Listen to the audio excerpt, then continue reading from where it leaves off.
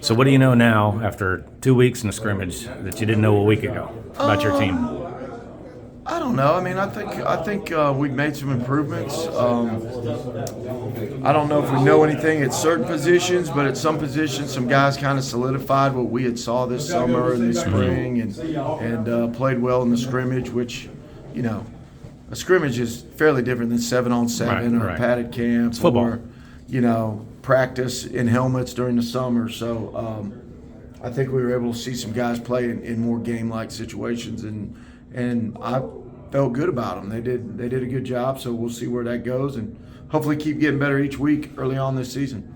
But as right now, compared to now, the last couple of years, you're in a better situation, depth-wise, talent-wise, than you've been in a while. Yeah, I think so. I mean, I think from a talent and a depth standpoint, I think we're in better shape than we've been at least in 3 years. And so our numbers are getting back up, and I've said this a lot. Like a place like Mary Persons, you're going to cycle through some classes every now and then because we're not a place that gets a lot of influx of people, transfers, and stuff like that. Like whoever gets off the bus back in the bus ramp in the morning, that's who's on our team, But I think we've got enough where it's starting to cycle back through where I feel good about where things are at.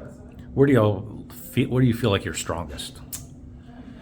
Well, I think mainly where we had the most people come back is defensively, and then two younger kids have stepped up in the defensive secondary that played well Friday against a really, really good team with a good quarterback and 3 really good wideouts. And those guys all answered the bell, man. Right. And I was pleased with them. And our linebackers are fairly experienced and older kids. So I think our back 7 defensively probably, and then obviously, I think we got a pretty decent tailback too. So that helps.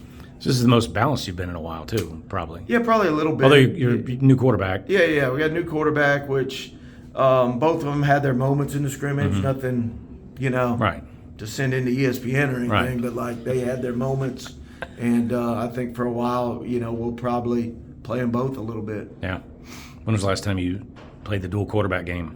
Well, it's been a while. Yeah. I mean, I don't know that we've ever done it, but I think they both got different attributes that they can bring to the table, and hopefully, we'll see where it goes. And now you got the running back showdown this week. Yeah, Duke and Nick. That's pretty hefty running back talent. Yeah, I would say so. I mean, that's a pretty good matchup between those two, and obviously, our offensive line's got to improve a little bit and get a little bit better. But and Duke will be the first to tell you can't do it by himself, you know. But between those two, and I feel like we got 2 or 3 other dudes that can carry the ball pretty well too. So because Duke didn't play in the scrimmage, and so those other guys got a chance to really showcase themselves, and they did all right too. I felt like. Give me the what is Duke? Give me the scouting report on Duke as running. When somebody calls you and says, "Tell me about him," a college coach, what's he bringing? He brings a combination of everything. Like if you see him, he's not like a big bulky looking guy. He's like a athletic looking, kind of sleeker, almost looks like a, maybe a big corner or slot receiver, but like physicality running the ball, and like once he gets out, like I haven't seen anybody catch him. Really? So kind of a little combination of, I think you and I talked earlier about we had Quinn Wilson, who was real scatty and fast, but not very big. He come a little more elusive. And then a couple years before that, we had Zach Harvey, who was more of a bulldozer, run you over. And I think Duke's got like a combination of both those guys. Like he's physical like Zach was, and he can run like Quinn. He can run over you, or he can break your ankles. Yeah. And you're not catching him. And and once he does that, you're not going to get him. Catching him. So pretty good.